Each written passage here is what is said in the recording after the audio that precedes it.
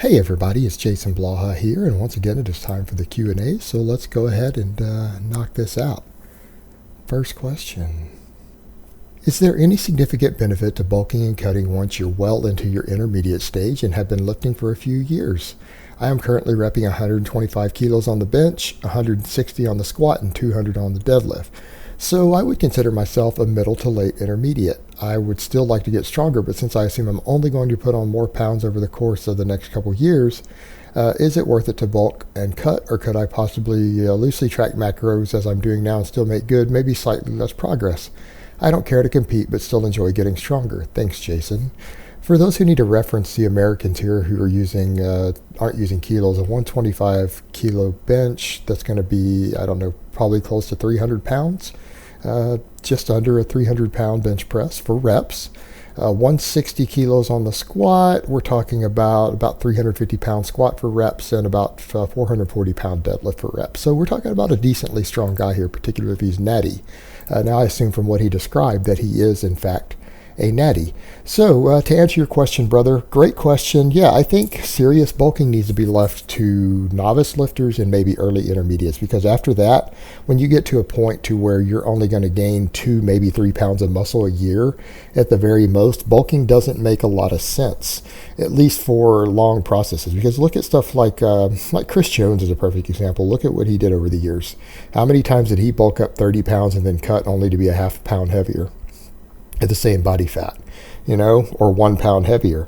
Now he does that because it's great for his YouTube. Like, I'm not going to knock Chris for doing that because he's making a fortune doing that, and people like seeing him do the cutting after he does the bulk, and he gets to have a lot of fun and eat a ton of food and all of that. So he's making money and he's making his audience happy. But most of you guys aren't making 6 figures off of YouTube or any other endeavor, so it might not be in your best interest to do this for a half a pound of muscle gain or even a single pound. Now, what I would recommend is that use bulking to break through plateaus. I think you could do exactly what you're doing. You're already decently strong. You have a very, very solid strength base. I would say that you're doing better than 95% of natties can expect to do over the course of their training. So you've got your training on point. It sounds like you have, again, most of your stuff is really on point. You seem to have a really solid base built. You're not going to gain a lot more drug-free. So what I would recommend is do what you're doing. Track your macros loosely, stay around the same body weight, and just slowly recomposition. Now, when you reach a plateau, let's say that you've done some periodization, doesn't matter whether it's some linear periodization or concurrent periodization or whatever it is you happen to be doing on a late intermediate or early advanced program. If you reach a point where you stall, like you run a full phase of a program, like a 9 or a 12-week cycle, and you haven't gotten any stronger on your main lifts, go ahead and when you go into your next cycle, do a very, very slow bulk. What do I mean by a slow bulk? Start overeating to the point where you only gain about 2 pounds per month. Or look at it this way, try to gain a single pound per 3-week block in your training. So if you're using like a 12-week linear program, maybe try to gain 1 pound during every single 3-week block. Or in your case, half a kilo, since you're using kilograms, so approximately half a kilo. So at the end of your 12 weeks set of blocks for your periodization, you're up 2 kilograms. Now, there's going to be a little body fat gain, but that's okay, because when you go back to your maintenance calories, if you've gained a little muscle, you go back to trying to progress again, you will probably reburn that fat off because it won't be very much fat. And so you could do it this way. Use it when you've, again, alternate through it. Try to recomposition for 12-week blocks, and if you don't make gains for your next 12-week block, then go ahead and do a really, really slow, clean bulk. And if you do it that way, I think you're going to be okay. You're going to stay at about the same body fat no matter what you do. You'll be able to slowly make a little bit of gains every year. You're going to be able to get stronger. You'll gain a little bit of muscle, but it'll keep you from getting fatter and suffering really the negative benefits of bulking. Because again, bulking, once you're at a point in your training to where you're going to see such diminished returns without drugs that you're going to gain only, a couple pounds of muscle every single year, it really isn't worth it to do serious bulks and cuts anymore. Again, unless you've got a financial interest in doing so. All right, next question. I'm not sure, you may have addressed this before. I've looked around your recent stuff. What are your views on Lyle's Ultimate Diet 2.0? I understand quite a few of his diets are quite rigorous and do not allow much deviation from their structure, but are drastic dietary practices useful for the dedicated drug-free lifter?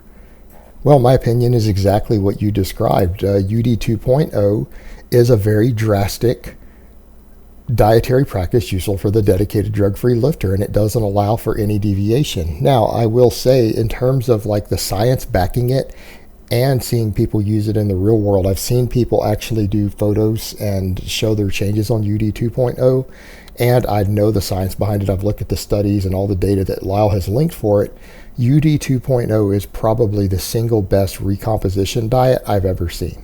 However, I will point out it is not for people who need a flexible lifestyle. It is very rigid. You have to follow it very, very carefully. And yeah, you're going to have days through the week to where you're going to have to eat 1,800 calories, and other days where you're going to have to eat 7,000 calories in the same week, because it does work on an undulating calorie cycle.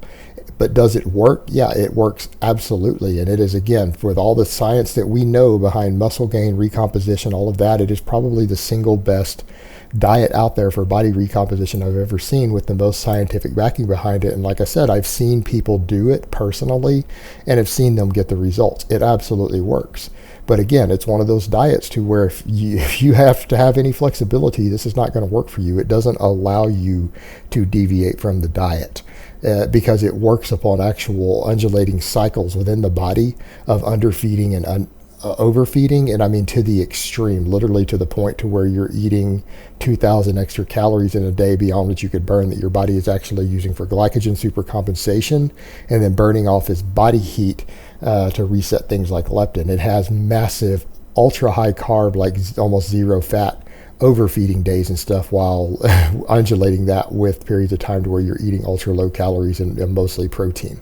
So it's a very, very effective method, but again, it's very strict, and if you deviate from it, it's not going to work very well. You might find this recomposition diet is going to end up making you fat if you can't follow it correctly. But yeah, absolutely works. So but you have to follow it to the letter. All right, next question. Hey Jason, you recommend consuming 1 to 1.6 grams of protein per kilogram of lean body weight. No, I did not say lean body weight. Please get it right. I said of body weight. For strength athletes. Is this only for bulking? Eric Helms recommends 1.1 to 1.3 grams per pound when cutting. Do you agree with this? What would be your recommendations? Thanks. Yes, that's when bulking, or at least gaining weight, meaning it doesn't have to be what people are thinking of as bulking, but you need to be consuming enough calories to at least gain the muscle weight you're trying to gain.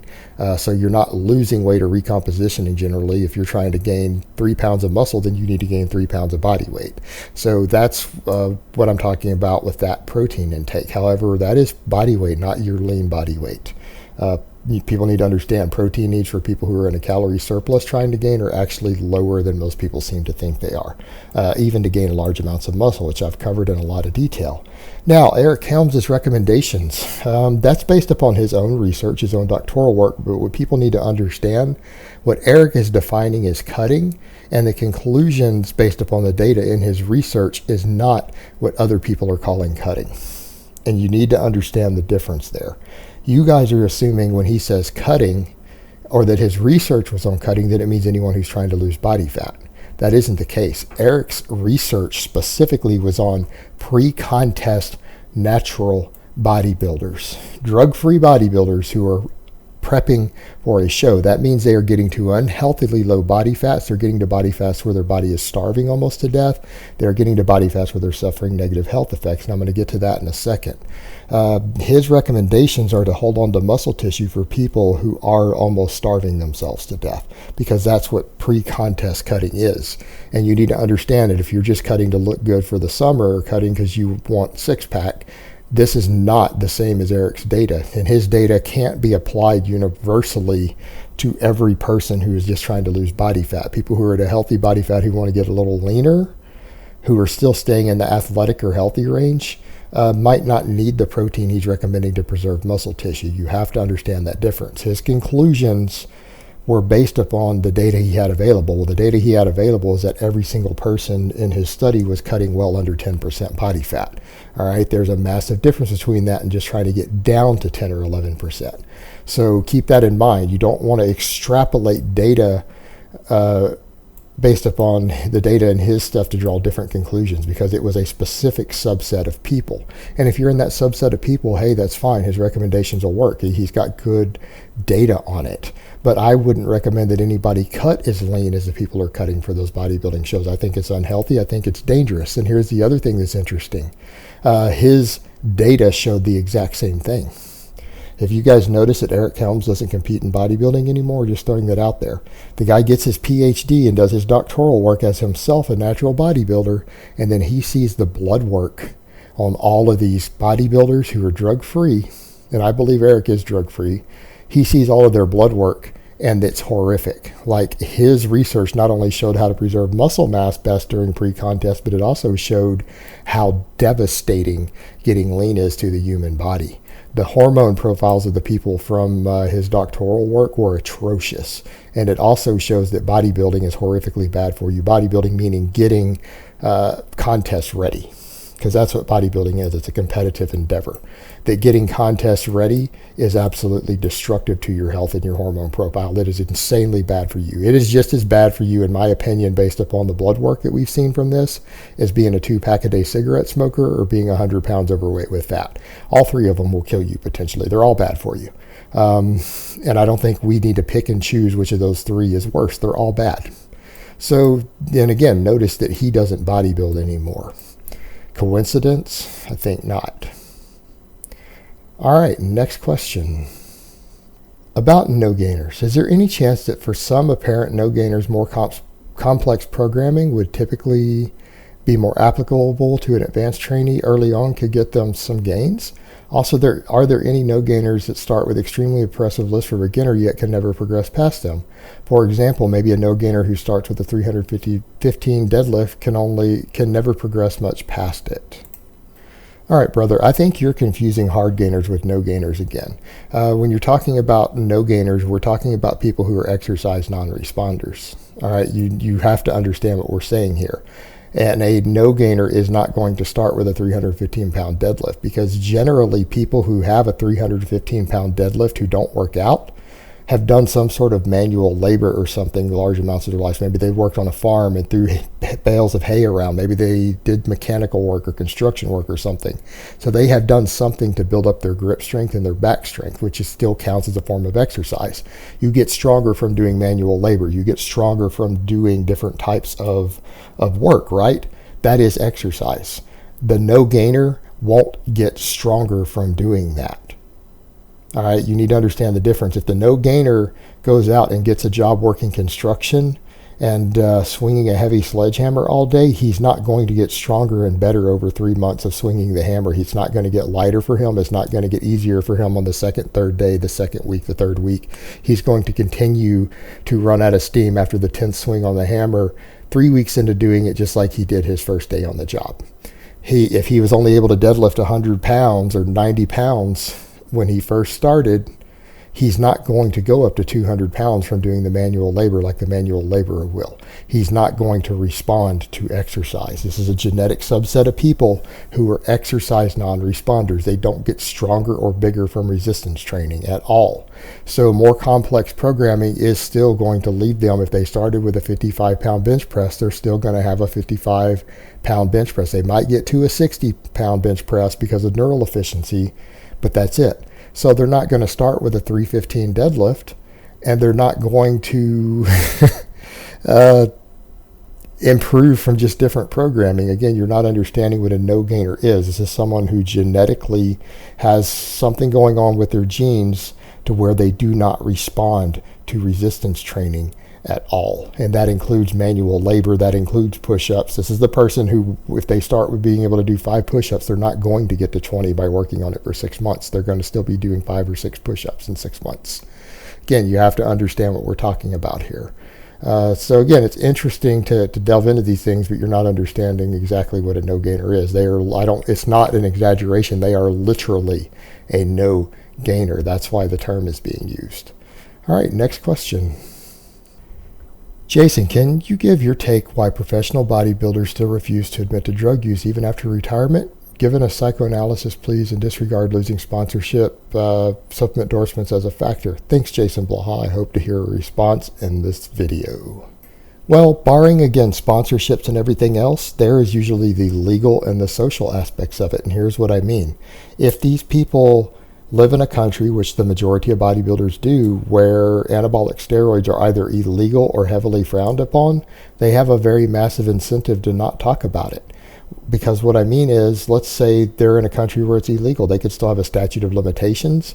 They might need to continue to stay on steroids because of their crashed hormone levels, TRT or whatever, and maybe they can't even afford a doctor's prescription. Maybe it's not easily available in their country, so they continue to stay on their own testosterone. Admitting to all their years of drug use might draw in the police, might get a warrant, and then suddenly they've got police searching for drugs and stuff that they have, and they could find themselves in trouble. And many of them continue to use, many of them continue to sell steroids after they get out of bodybuilding. They don't want to draw heat and attention to themselves. They have to make a living and they have to stay out of jail. There's also the social stigma to consider, because basically in our society, because of all the stuff that happened during the Cold War, we have this massive social stigma against these substances, against PEDs. And if these guys admit publicly that they used them as a pro bodybuilder their whole career, then they're going to have people saying, oh, well, you're just a cheater, you're lazy, you didn't train, you don't know anything about training, it's just the drugs. Now, the truth is, oftentimes that is the case. Many pro bodybuilders actually know almost nothing about training. It's all bullshit. They did only get where they are because of heavy drug use. But that can hurt them socially and that can hurt them financially, because many of them, because this is the only lifestyle they've ever had, go on to become things like personal trainers. And they don't want everyone to know that maybe they only know how to help people who are on drugs. Maybe they don't want all their future clients to know that. Maybe they don't want to lose any potential prestige that they would have from it. And you have to factor in that many of them had to live their whole lives as pathological liars, because what they're doing required them to break the laws and usually use insane amounts of drugs to do what they're doing. While lying about it continually to the public, they just get into the habit of doing so. And so there's a pathology to consider there also, that once they're in the habit of just denying it, they're just going to continue to do so the rest of their life because they had to for their career. And you know what? There's other careers and things out there that require that also. And, you know, people tend to develop those habits over time. Just something to consider. All right, guys, but that's really all I have to say on that today. I hope it's been informative, and I will talk to you guys next time in part 2.